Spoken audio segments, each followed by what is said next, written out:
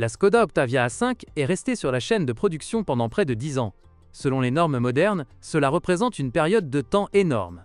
Jusqu'à la fin de sa carrière, le modèle s'est bien vendu, grâce à l'équilibre optimal entre prix, fiabilité et qualité. Mais comment se comporte-t-il désormais sur le marché secondaire? La deuxième génération de Skoda Octavia est vouée au succès avant même sa naissance, car son prédécesseur a commencé sa promotion sur le marché. La première Octavia est rapidement devenue une favorite, aidée par son coût modéré, ses bonnes caractéristiques de consommation et de conduite, ses bons matériaux et sa grande fiabilité. Le rembourrage technique de l'Octavia d'alors était identique à celui de la Volkswagen Golf 4. Et qui refuserait une voiture allemande, uniquement dans des vêtements différents et à un prix attractif? La deuxième Skoda Octavia a considérablement augmenté en taille. Elle était basée sur les composants et les assemblages de la Golf V. Cela signifie que la voiture tchèque a reçu une suspension arrière indépendante, une transmission intégrale avec un embrayage Haldex de 4e génération, et le dernier moteur à essence à injection directe et turbocompresseur. Si vous mettez côte à côte les Skoda Octavia et Golf V, vous ne diriez jamais que ce sont les plus proches parents, construits sur une plateforme commune, et ayant le même empattement. La voiture tchèque est perçue comme beaucoup plus grande, mais elle est 370 mm plus longue que la allemande. C'est pourquoi le coffre de l'Octavia est immense. 560 litres, c'est le meilleur chiffre de la catégorie. Et si vous rabattez les sièges arrière, vous obtenez un espace de 1350 litres.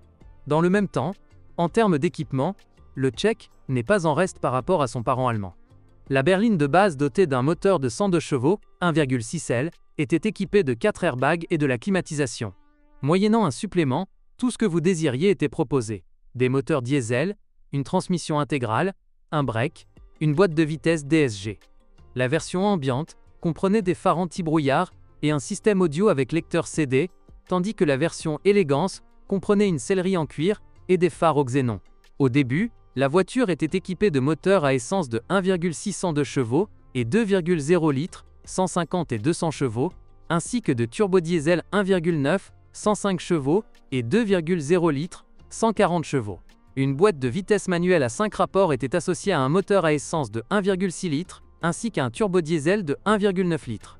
Associée à d'autres moteurs, une transmission manuelle à 6 vitesses.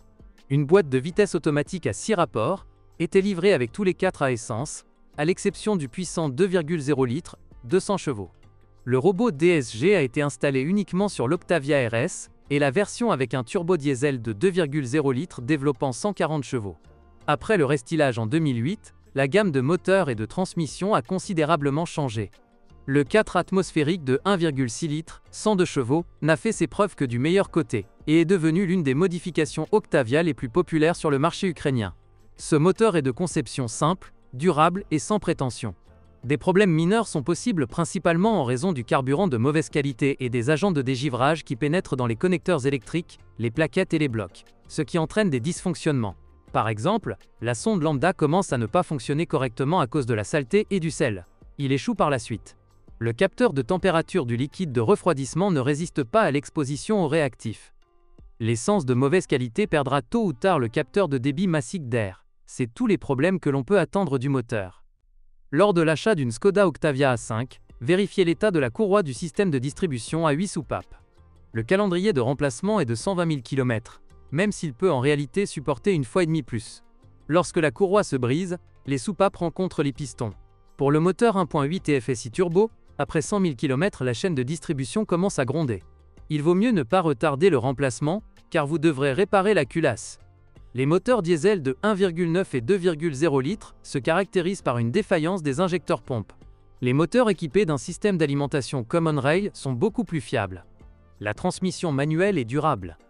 Par la suite, il peut être nécessaire de régler les tringleries ou les câbles, avec les moteurs turbo, lorsque l'on sent que les vitesses s'enclenchent avec effort.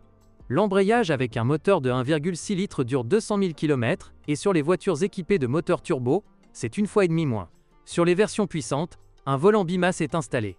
La transmission automatique à 6 vitesses s'est avérée extrêmement fiable, mais les robots DSG posent de nombreux problèmes. Une Octavia avec une telle boîte de vitesses peut vous coûter beaucoup de réparations. Il n'y a aucun point faible dans la suspension. Même les jantes de force et les bagues stabilisatrices peuvent résister à au moins 50 000 km. Les jantes d'amortisseur et les roulements de roues avant peuvent supporter environ 100 000 km. La durée de vie des amortisseurs est en moyenne de 120 000 km.